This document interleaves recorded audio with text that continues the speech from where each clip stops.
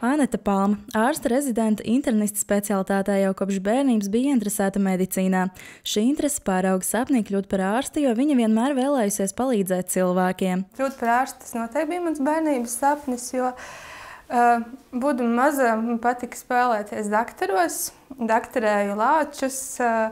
Tajā laikā ļoti patika skatīties seriālu Grejas anatomiju, un tad arī, kad sanāca slimot un pabūt pa mājām, tad skatījos seriālu un tēloju daktarējot lāčus un lēles. Viņas ceļš uz medicīnu kļuva apzinātāks, kad Anete skolas laikā piedzīvoja veselības problēmas un saņēma palīdzību no ārstiem. Šī pieredze viņu motivēja izvēlēties medicīnas studijas un kļūt par cilvēku, kurš var sniegt atbalstu citiem.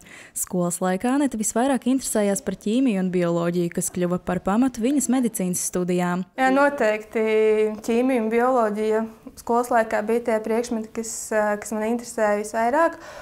Un jāteic paldies manai skolai, Ernsta Glika Alūksnes valsts ģimnāzijai, un īpaši skolotājām Inesei Ločmelei un Metei Lērhai, kuras palīdzēja gan gatavoties eksāmeniem, kas tad ļāva arī veiksmīgi iestāties tālāk RSU Rīgas Tradiņu universitātē, un, protams, arī iedvesmoja šos priekšmetus mācīties un veicināja interesi lielāku par tiem.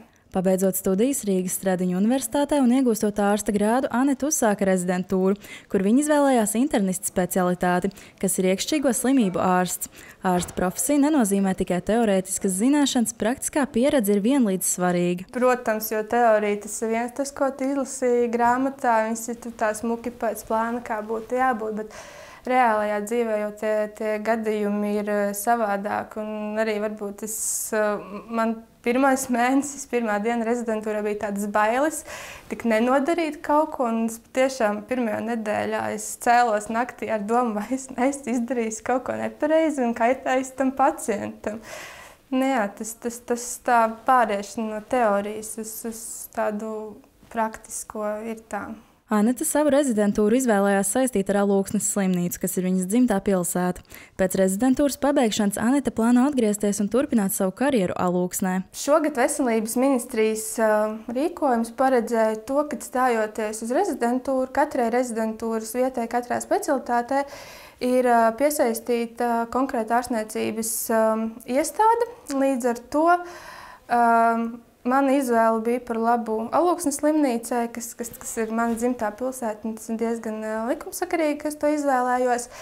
Bet šobrīd pamatā tie apmācības cikli man norit Rīgā, Rīgas Austrumklīniskajā slimnīcā, un šobrīd uz Alūksni es braucu reizi mēnesī uz dežūrām kopā ar kādu citu dežūrārstu. Anete arī uzsver, cik svarīgi ir jau skolas laikā izpētīt medicīnas jomu, kas palīdzēs saprast, vai šī profesija tiešām ir piemērota.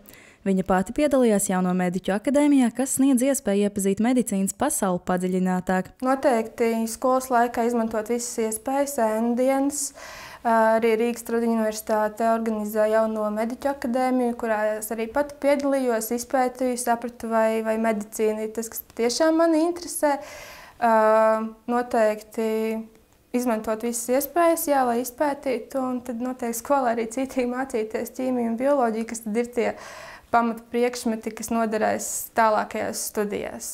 Ārsta profesija prasa lielu ieguldījumu, jo studijas un darbs ir gan fiziski, gan emocionāli smags. Ir būtiski ne tikai iegūt teorētiskās zināšanas, bet arī būt emocionāli gatavam tam, ko šī profesija pieprasa. Noteikti ir jāmīl tas, ko dara, jo ārsta profesija nav viegla, studijas nav vieglas, tas prasa daudz ieguldīties sevi, savu laiku un, jā, sagatavoties varbūt arī skolas laikā morāli tam.